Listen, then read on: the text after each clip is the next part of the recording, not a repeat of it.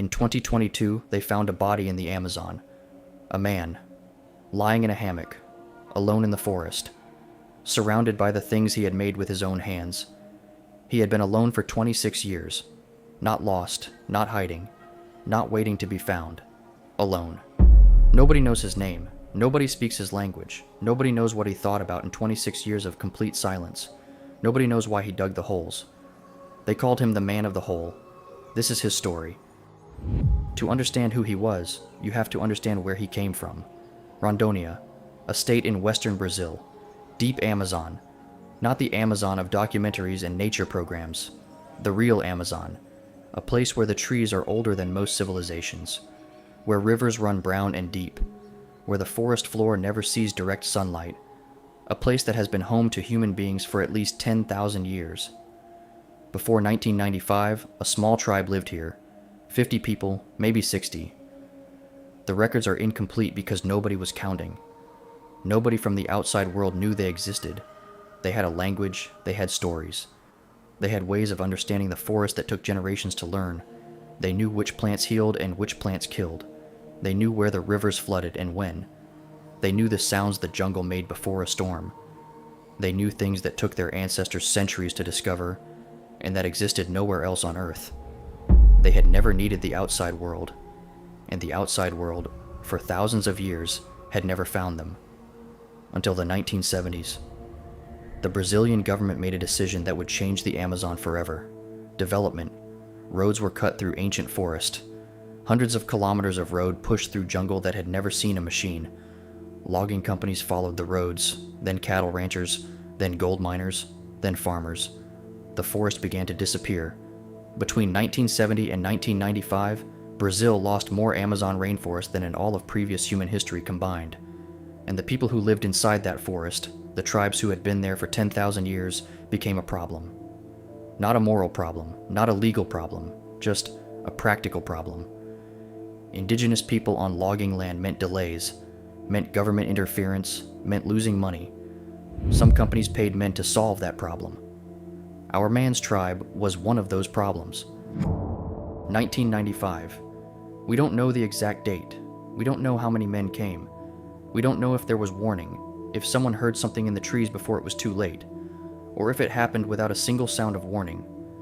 What we know is that it happened fast. Men came into the forest, armed, with a purpose.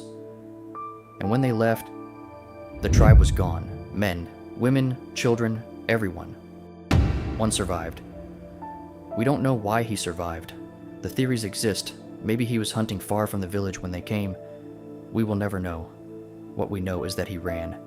He ran deeper into the forest, away from the smoke, away from whatever sounds were made in those final moments, away from everything that had been his entire world an hour before. Think about what that afternoon meant. Not just the loss of people he loved, the loss of everything. Every person who spoke his language, gone.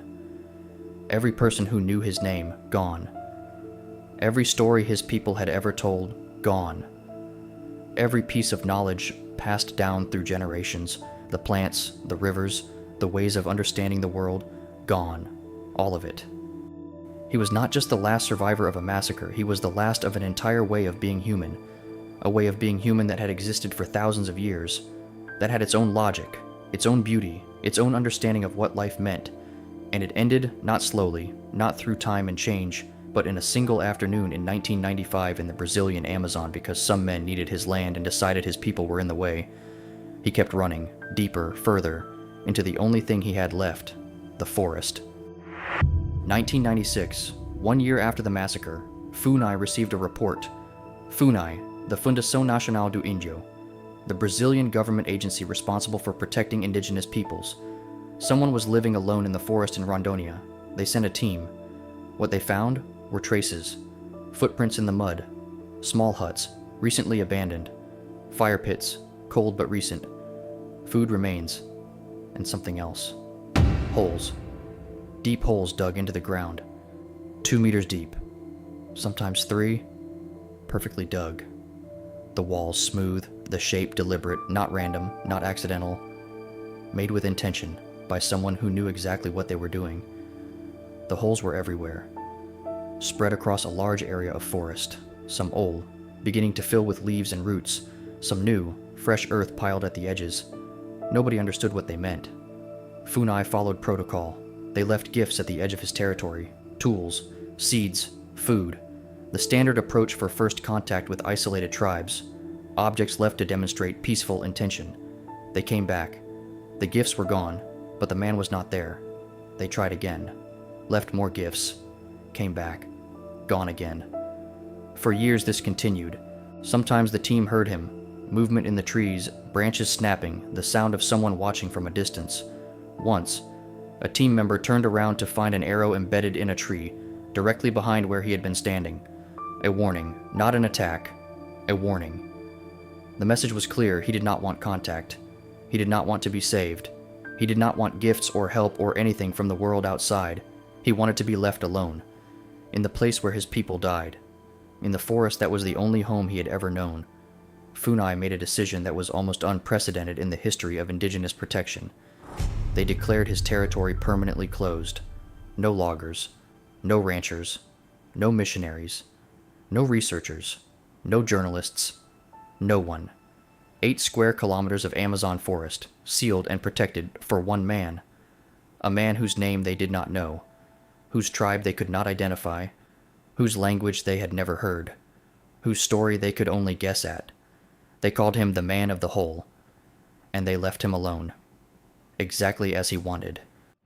And so he lived, for 26 years. FUNAI monitored from a distance, occasional drone flights, perimeter checks, never contact, never intrusion. From what they could observe, and from what they found after his death, this is what his life looked like.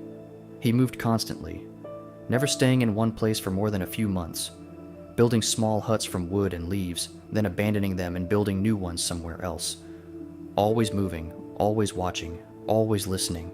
He hunted with a bow and arrow he made himself, monkeys, birds, whatever the forest gave him.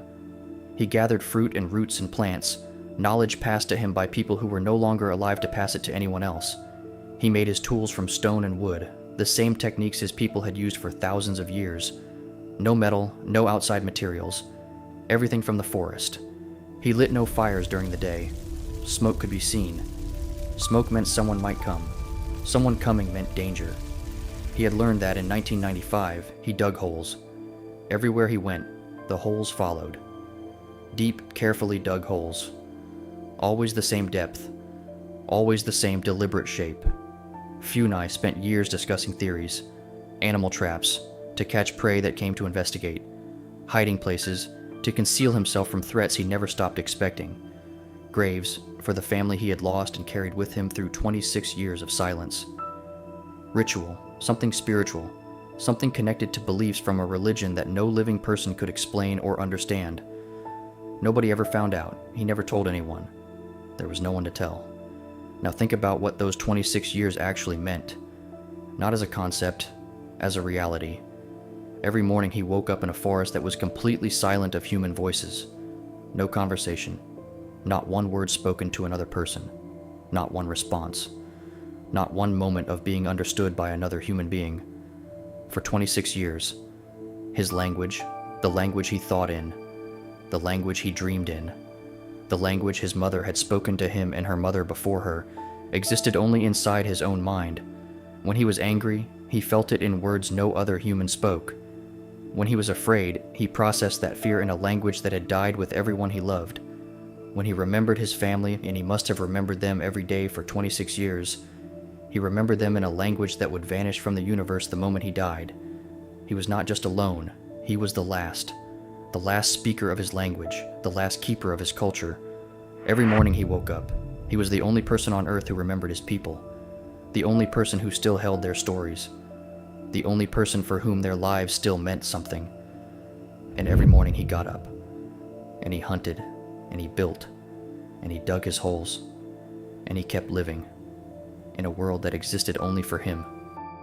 August 2022, FUNAI conducted a routine monitoring check. A drone flew over his territory, the same territory they had been watching for 26 years. The operator saw the hammock in a clearing he recognized. Someone was lying in it, not moving. The team on the ground made the decision to go in. They found him exactly as he had lived, alone, in the forest, surrounded by the things he had made with his own hands. His bow was beside him, his arrows, carefully arranged, each one made with precision, each one fletched with feathers he had collected himself. Around the hammock, flowers.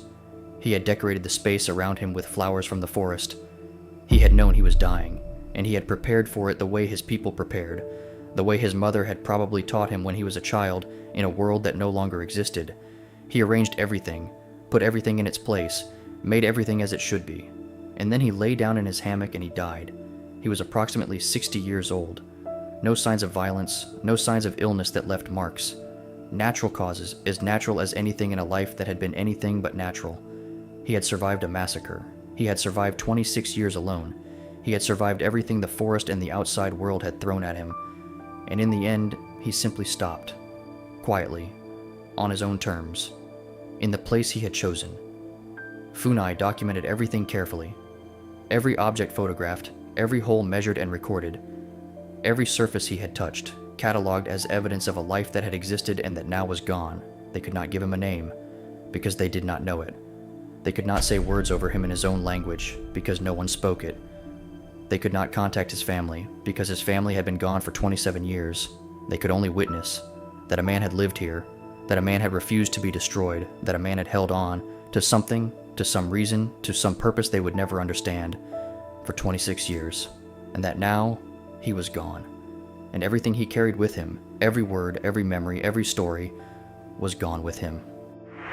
We will never know his name, not because it was lost, because the only person who knew it chose never to share it. We will never know what his people called themselves, what they called the forest, what they called the stars above the Amazon on a clear night.